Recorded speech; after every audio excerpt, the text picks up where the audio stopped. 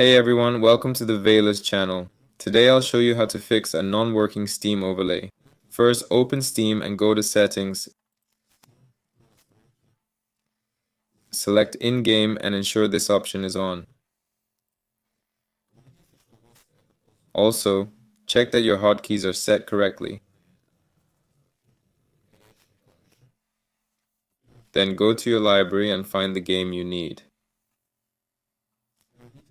For the game where Steam Overlay isn't working, click Properties.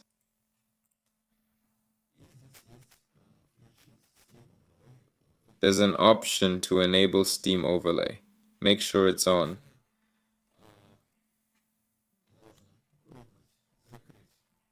If that doesn't work, try closing Steam, then reopen it as an administrator and play the game. That's all there is to it. Thanks for watching.